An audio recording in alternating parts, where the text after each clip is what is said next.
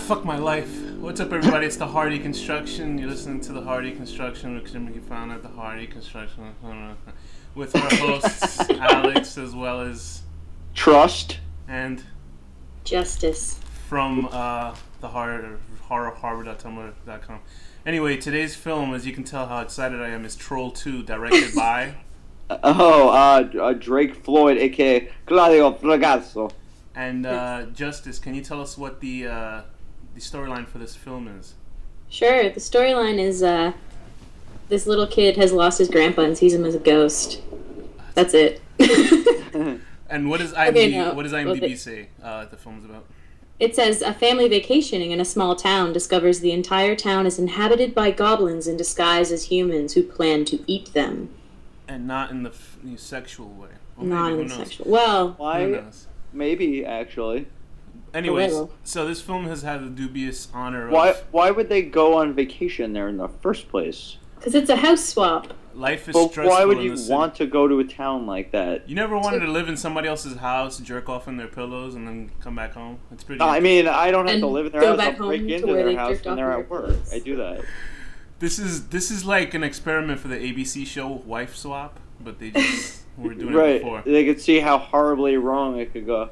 So this film has the dubious honor of being the, I guess, around the scene as the worst movie ever made. The worst movie ever made. It's kind of like, it's the opposite of, I guess, Citizen Kane being seen as the best movie ever made, as in for American cinema.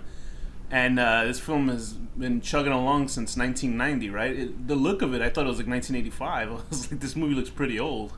It's, you know what, I don't understand why it has that honor of the best. There are so many films that are so much worse than this. Yeah, I was expecting it to be really bad, but I think the years and years of reading about how horrible it is, but in a funny way... It's really not bad. I still look at films, like the top 3 worst films for me, since doing this podcast, are... Killjoy 2. Yes. Murder Set Pieces. Yes. The other one by that stupid asshole? No. Although you were almost like a dating couple, so you got some of it right. The last one would be Rabid Grannies. But I haven't seen any of those. Don't. Well, don't bother seeing the Murder Set Pieces. That's the Rabid worst. Grannies is probably worth a watch. No. I think Faust, Love of the Damned is up there for me. That was pretty bad. I have a soft spot in my heart for that one. I don't know why. It was weird. That was a really bad one. Oh my god. So there you go. That's his Rabid Grannies. To me, I can watch that shitty movie. Anyway, so it's so funny. Like I was saying, did you guys feel like this? I mean, maybe the movie was made years before 1990. Maybe it was just released in 1990. It was made in '89, I think. Which is weird because you see a poster for Batman 1989, the one with Michael Keaton in it, in his wall, the kid's wall. And I was like, holy shit! Because it's so funny. You watch. It's like, how did Batman 1989 look like a modern? You can kind of pass it off as a modern film without the scratchy grain of it. And this film looks like it was like in the 70s or 75 or something. Probably made a $10 budget. Let's see what the budget was. I don't even see where it was. $10. I think you got it. So the film starts out with a film adaptation of The Legend of Zelda, where you see who's that guy running around? His name is Peter, right? Can somebody explain the opening? Like Prince or something. You want me to explain it, Danny, or should I do it? Who the fuck was Danny this episode? It was Justice and Truth. Oh, I'm sorry, Justice. All right, let's throw that shit out of here. So let's start out the episode. It starts very much like The Princess Bride. Whoever's going to talk about it, please do. Justice, it's on you. Okay, so in the beginning, a grandfather is telling his grandson a story exactly like Princess Bride, basically. And it's about Peter, who is running through the woods, and he falls because he's running away from goblins, and he hits his head, and then when he wakes up, there's this beautiful woman. And she's like, here, eat this green goo. And he's like, that's cool, your freckles are fake. Did you see those freckles? Yeah, they are fake. It looked like Morgan Freeman gave her a facial or something. It's pretty bad. And the thing is... that's what happens when Morgan Freeman comes on your face. Yeah, you get freckles. These big freckles on your You skin. get freckles that look like they were poorly drawn on by a kindergarten child. He's like, there are 7 little sons. And he's just... You know what's really funny is that there is not a single troll in this movie. No, they're all goblins. It's one of those films that I think were just made for the sake of the sequel, kind of like White Noise Part 2 or they made this movie and they were gonna call it Goblins, but the U.S. production company decided that they wanted to call it Troll 2, so they could tag on the first one. I think it's a film that's already made or a script that's made, and then they just latch it onto the sequel, kind of like it's like Quarantine. Super Mario Brothers 2 was another game entirely, and then they were like, oh, this game won't succeed. Let's pop Mario's head on everybody, and all of a sudden now it's like one of the best games. Yeah, Doki Doki Panic, right? And I'm a nerd. And it's almost like Quarantine. Remember Rec? They made it in the American version called Quarantine, and they had a Quarantine. They had like about 3 other Rec sequels, or another Rec sequel at least. And they released Quarantine 2, and it had to deal with them in an airplane hangar, and it was third person. It was very strange. So it's kind of like that, where a movie has been made, and then they just decide to truncate it and put it as a continuation of another film, even though it has nothing to do with the first one. And this is fucking bad. This is bad. Did either of you see the original Troll? It has a lady from Seinfeld. If I have, not for a very long time. Because you should. Because it's good. It's actually legitimately pretty funny and random. Good though, but it doesn't take itself seriously. So I really like it. It's Elaine. It doesn't have Elaine from Seinfeld in it, like some. Yep, like a very young Elaine. Oh really?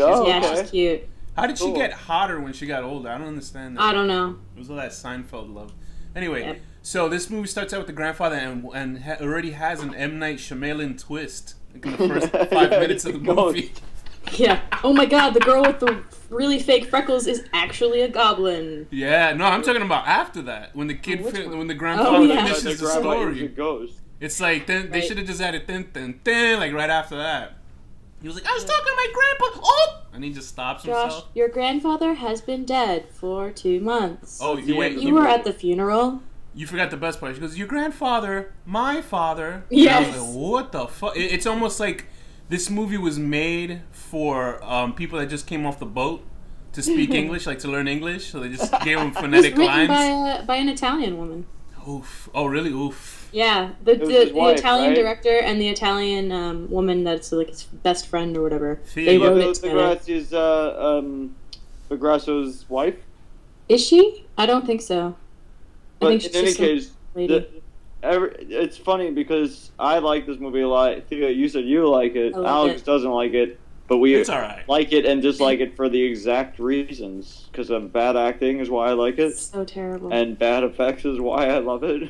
And the writing. The writing is bad, and that's why I love it. It's all the worst acting I've ever seen. It's worse acting than in Killjoy 2. I couldn't believe it. You know what's funny? All the goblins, like, they're bad actors as people, but, like, it works.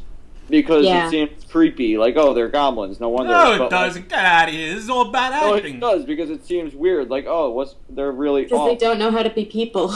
Right, that's what it seems like. So why would they talk normal English? Won't they talk, like, Elfinese or whatever the fuck? Well, they're trying to be people, but they suck at it. But they're talking it to each other, too, when they're outside the house. Like, we gotta get them out of there. And then they start shooting because they're not emotional the way humans are. They're like, picture if they're like cyborgs. But the people... Then get the fuck out of here.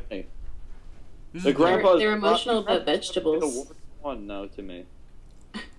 Oh my God, this is the worst. All right, so from there on, there's an exciting scene of a girl in a one-piece leotard exercising with shots of posters and hats on the wall. Like, what happened? What is this? It's typical 80s. They even have Tom Cruise and what's his name, Johnny Depp. It's typical 80s sister girl.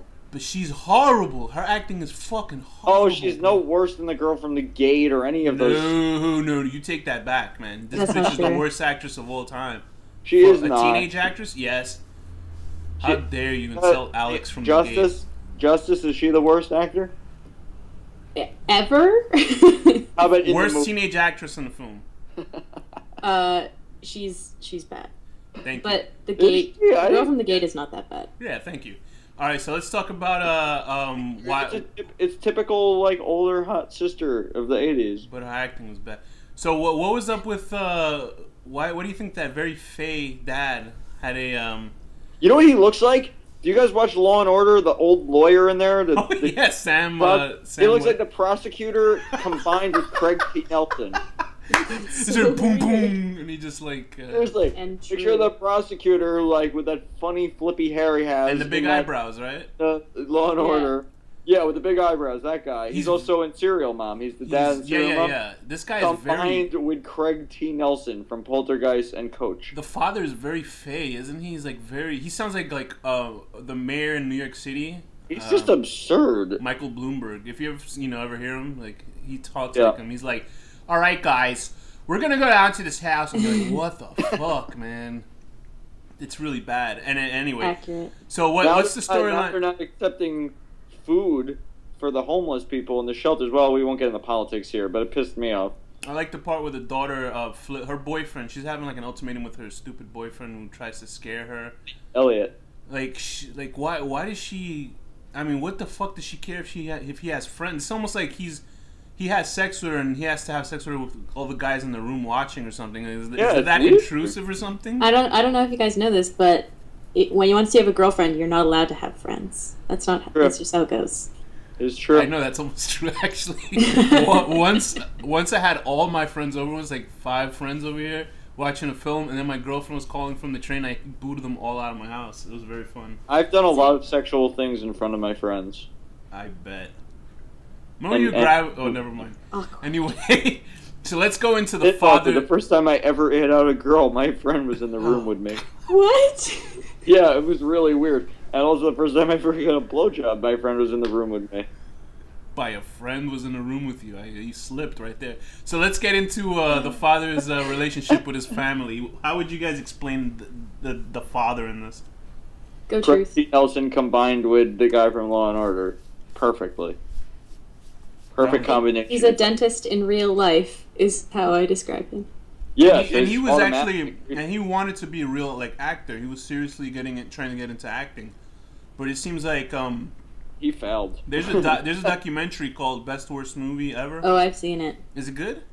I love that documentary. It's actually really funny. I've been meaning to watch it for a long time. So good. I saw it in. They screened it in Toronto once. They were on tour with it, and the director, which is the guy that plays the kid, all grown up, and the dad, George Hardy, he was there too. Mm-hmm. Is it sad or is it funny? The documentary? Yeah. It's hilarious. Because it's just kind of like going back to all the people that were in it and a part of it and being like, how did this movie get made? But the dad and the son definitely took the biggest part in the movie, right? Yeah, well the dad is basically the main focus and the kid is the movie maker, so he's the one I've seen movies so much worse than this. This is actually enjoyable. I could watch this movie once a week and be totally happy with that. I think the reason why it gets so bad is because of all the acting, and it's fun to say that it's bad just so they can kind of say, hey, you got to watch this because it's so bad. But it's bad, but it moves quick enough that you can be like, oh, okay, whatever, it just happens. It is enjoyable. Yeah. The thing that's bad about it is clearly not taking itself seriously and is so fucking funny and ridiculous that it's totally forgivable. This is movie makes me feel all warm and cuddly. Even without all the hype. I know. It's almost like it goes up there with A Christmas Story, right? If they it does. If this film had snowing and stuff like that, it would be like a Christmas. It would be. I think it would be like a Christmas mainstay, honestly. But not intentional at all. Supposedly, Troll 3 has nothing to do with it. All 3 of them have nothing to do with each other. So the family decides to go to the small town of Nilbog, which has how many 75 people that live there, or something like that. 25. 25. Oh boy, and. There's actually towns where there's so few people and they don't have actually police jurisdiction. That's how weird that's at least this place has a cop, right? Country, in Massachusetts and stuff, I know there's parts like that. But doesn't it make you wonder how they got that cop car for the one cop? Yeah, what was his name? Was a real funny name. Oh, something Freak, right? Yeah, Gene Freak. Gene Freak. Wow. Yeah. So there's a thing that's laid out as a plot point to the film early on, is that you're not supposed to eat any food that any goblin gives you because... Would you eat any of that shit anyway? If someone handed me a bagel with green goo all over it, I would not eat it. I would be like, what's wrong? What is this shit? I'd ask here, eat it. So creepy. One of my fears is I don't want somebody to drug me or something. I get paranoid about that sometimes. So if someone handed me this weird mutant beef with green all over it, I would not eat it. It reminds me of the food that they imagine in the movie Hook. Right. When they have the big food fight. Right. I think the way they explain it off is because everybody's vegetarian, so everything, and I'm like, what? Yeah. Not or the milk, which is clearly I've never seen really, one really that's very lazy because I've never seen one vegetarian food besides lettuce that's green. Like everything's either white because of soy or some shit like that. And I think the Italian director was like, it looks like green, whatever, and then he just fucking made that. And then I think he's just trying to they're trying to tell people not to be vegetarians. Yeah, because they talk about it in the documentary. The writer, they interview her, and she literally wrote it because a bunch of her friends were turning vegetarian at the time, and she was really mad at them. Oh my god! Right. And so that's why she wrote it like that. That's awesome. Because she wanted to like demonize vegetarians. Jesus. That's actually like what really cool.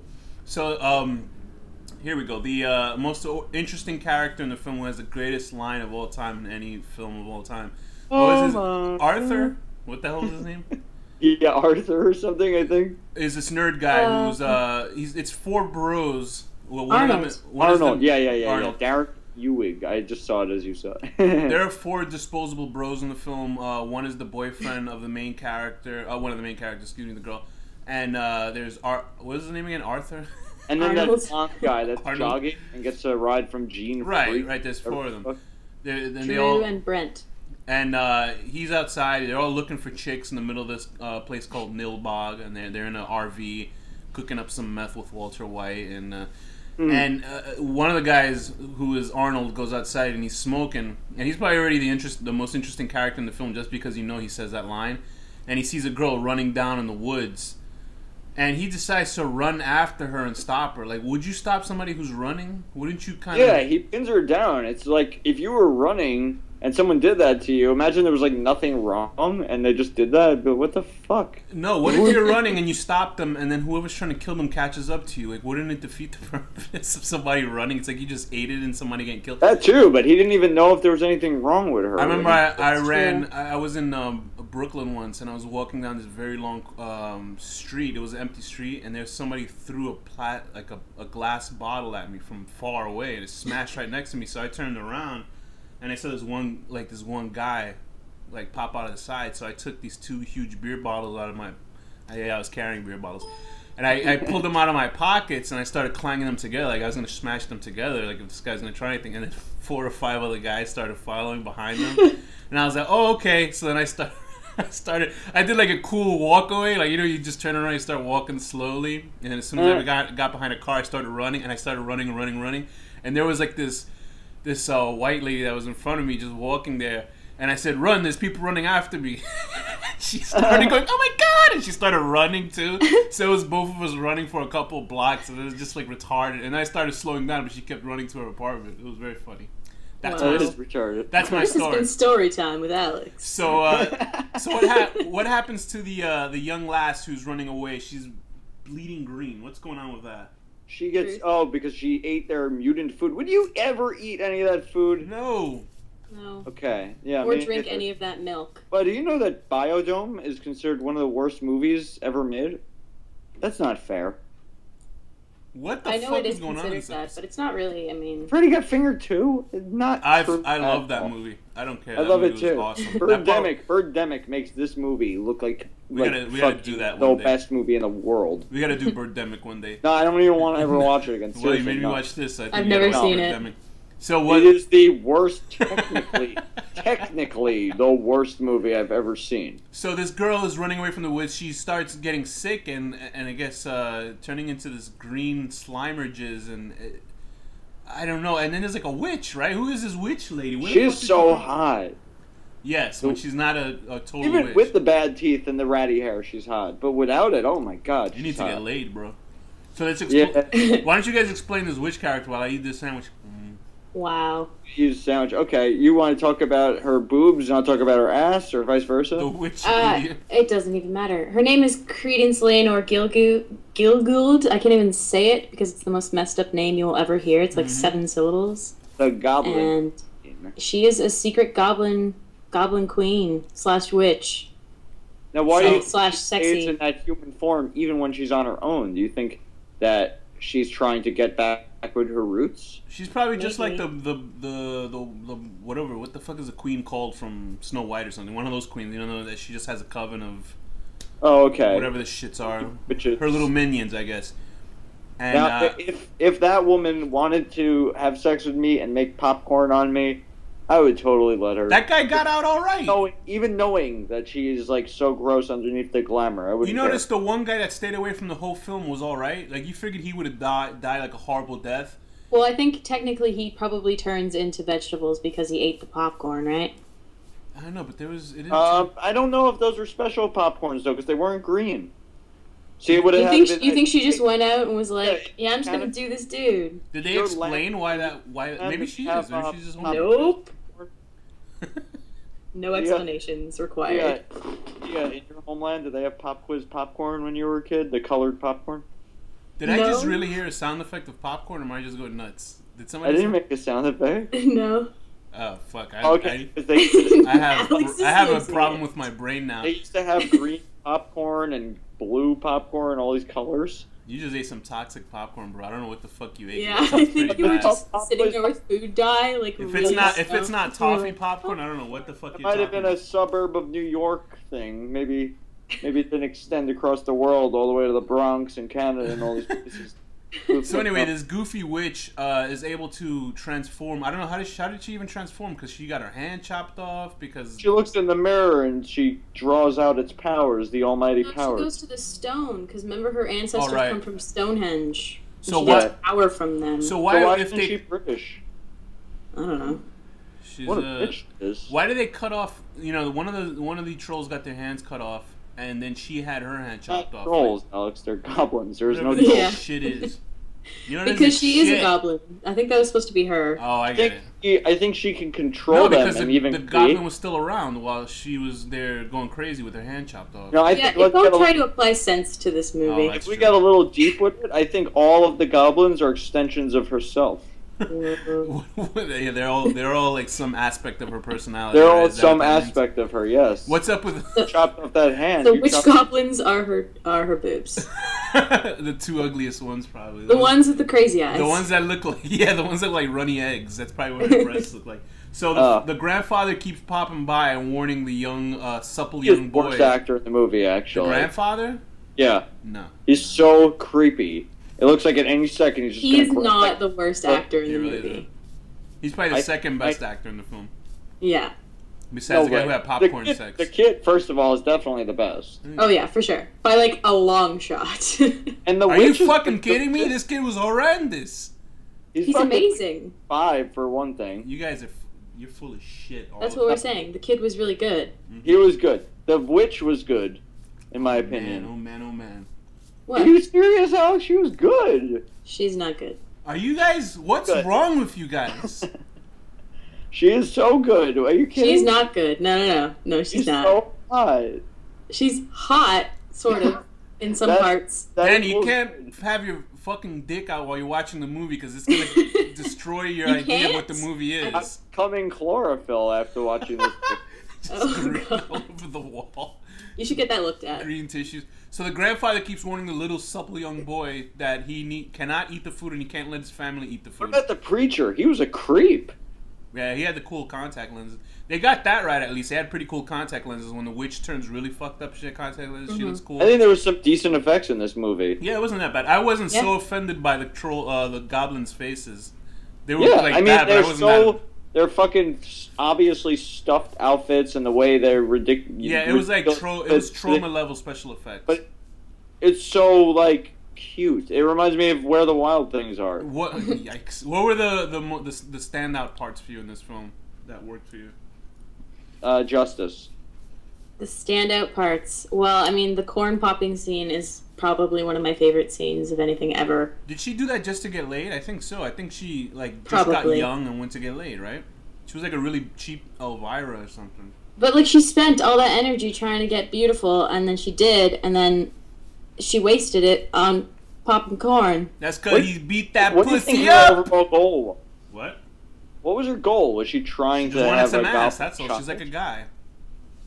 And once that guy want to make a half human, half goblin hybrid? Like, is this like a Cylon? She was just really horny. Once that guy tore that pussy up, he fucked her up, and she got all old. He got used to her. He put like, I guess he must have been a virgin because he put 20 years of not banging into that and knocked her right the fuck out of her shit. Right. All right, so let's get into the sister's grand story. What's her deal in this shit? The who? Exactly. So moving on, let's talk about the conspiracy with the film. What is this town trying to do? Do you think that they just keep bringing in families every week? Or? They want to end the factory farming conditions. They don't want cows being slaughtered. They don't want chickens being debeaked and having no room to spread their wings. They want everyone to eat vegetables. They're militant vegetarian activists. Chickens are their most suffering. And also goblins. And yeah. I mean, how many people can fall for wanting to trade houses a week? Like, how do you go in the first place to go look to switch houses with people? Yeah, and then they didn't even go. So where were they staying? Yeah, I would say they did it on the internet, but what the Goblin family didn't go? They didn't have Craigslist, especially in Nilbog. They just installed the Wi-Fi satellite. Can you imagine like all the goblins sitting around a computer that's like ancient, and they're just like, okay, what should we put in the ad? They're looking through all the M4M parts and stuff like that. They want guys to piss on them, stuff like that. They're reading fan fiction secretly. And then they write in, like, green jelly on baseballs. Baseballs? Actually, that's the scene I always remember from my childhood. I remember that baseball scene. Oh, baseball, right, yeah. I don't know why. That fucking creeped me out. Well, I don't know what to do with this movie, man. It's just like, it's not horrendous as bad as everything. But what do you think were the worst parts of the movie, at least? There really is no bad parts. I'm so serious. I love this out movie. Of his fucking mind. Go ahead. Okay, let me think about it. Thea, you talk first. Sorry, Justin. Alex, what do you think you obviously have an opinion, so go ahead. What do you think are the worst parts? Let's see. What the first minute to the last minute is pretty. I mean, they're all bad. I think the point of this movie is it was trying to be something, and it so horrendously failed to be what it was trying to be that it made it so funny. Yeah, that I can't even hate it. The part is the way that they kill them at the end. I wish that they had gotten more into, like, the whole meat sandwich eating part and all that kind of stuff. How did the grandfather, he came from heaven, right? Or hell. No, I think he's from hell. They said hell. Yeah, the guy said hell, but he said, "Are you really going back to hell?" He goes, "No." So he's not in hell. I think Grandpa's fucking filthy liar. He gave him a backpack with a double-decker bologna sandwich, sick things, which is the worst. Which is the worst meat in history, besides Spam. And kid eats it and wards off the fucking goblins with that shit. Yeah, but you know what makes no sense? And then he says, I will never see you again. Could have eaten meat right before it. What's that? I mean, if they had chased me, they would have not eaten me, because I just ate bacon earlier today. I think it's just if you're the form, you can... Why don't they just eat what they're eating? Like, what is it that's turning the humans into this green shit? They have to transmutate them into plant life. Can't they do that to, like, a dog Because she has that laboratory. She makes all the food fucked up so that it makes them green. Magic chlorophyll food. I don't know why the grandfather, he's able to come back and forth from his, I don't know, his superpowers. And he says, "Oh, I'll never see you again. Goodbye." And I'm like, if he's in heaven, won't he see them if they die eventually anyway? Like, what's the... I don't know. Well, he's in hell. See, but the thing is, are they really vegetarians if they're eating humans that just turned into vegetables? That doesn't sound like a very good vegetarian. And then they use the same lightning special effect 50 times in the movie with a black screen with lightning. It says... The town preacher attempts to stop them by trying to banish Seth to hell. So he's trying to send Seth to hell. He's not from hell. Yeah, that's why I said the old man says, "No, I'm not going to hell." I really was hoping that he had done something. I think Gramps. I always call him Pedo Gramps when I watch this movie because he just gives off this vibe, and it's not good. Really does. And that's why I think he's in hell. Yeah, it's really bad. Joshua as a really little kid. Yeah. Like, he doesn't have a memory of that shit. Joshua doesn't remember. He doesn't remember what happened before he could even say goo gaga. Like, for the most part of the film, the family doesn't believe what Joshua was saying. You know, it just reminded me of, in the news, there's some sort of thing that these young Jewish gay men are suing this company called Joshua because it's a thing where they're trying to turn gay guys straight. And one of the things is that you're supposed to break through a barrier of men, but beyond that barrier is this table that has 2 oranges on it, and you're supposed to destroy the oranges because they resemble your testicles, and you drink the fluid and then put the oranges back in your pants to represent manhood. What? That's what it's. Look at real. What does that even mean? Look it up. It's called Joshua. That's what reminded me of the kid. But anyway, also that when the my girl, dad's name is Joshua. You're messing me up. Well, he's got to go get some meetings, brother. And that also reminded me of the girl hitting him in the balls. He's like, "Oh, you trying to turn me into a homo?" I'm like, "What? How does not having?" If my father catches you, he's gonna cut off your itty bitty nuts and eat them. He can't stand you. Anyway, crazy. Listen, the movie's bad, but it's not so awful. It goes so quick that you can look away, and then half of the movie will be done in 3 seconds. Alex, I think you would like this movie if you drank to it. I do, but I just finished my. Yeah, she's saying you can make drinking games every time you see Crazy Eye Goblin, or every time you. I finished my third year. My balls. Hold on. I just finished my 2nd year of AA, so I can't really do that. I'm sorry. I'm just joking. Asshole. I'm a drunk fuck. I don't care. But anyway, so the film. What's your final verdict on the film? Like, what do you think could have? You can't do anything. Just watch the fucking movie and watch it and say that you saw watch the movie. What's the rating, Justice? What's your rating? My rating is 10 out of 10. Oh yeah. Hungry Eyes of the Witch. My rating is a what are we out of a bad movie? Well, you gotta go out of 12 for the bad. I'll rate out of a 10 out of 10 for a bad film. I'll give it a 10 out of 10 for a young man boning the shit out of a girl and eating corn on the cob, wishing it was a third cock. Or second cock, excuse me. Okay, I'm going to give this as a serious movie, because I consider this a great movie for real. Asshole. A 9.5 out of 10. It is a great movie. 9.5 out of 10. I could never think of it. You just stole my popcorn line. Good. Fuck you. Can I also give Alex's? Bitch was so hot, even with bad teeth and bad hair. I could see the beauty beneath her. All right. Alex's review gets 8 out of 10 sandwiches. Right. Oh shit! There you go. It's turkey, ham, and cheese. It was delicious. And bologna to keep away the monsters. And with that, the next film is Attack the Block. Yes. Ooh. Danny, what's the final word? Quack, quack, quack, quack, quack, quack, quack, quack.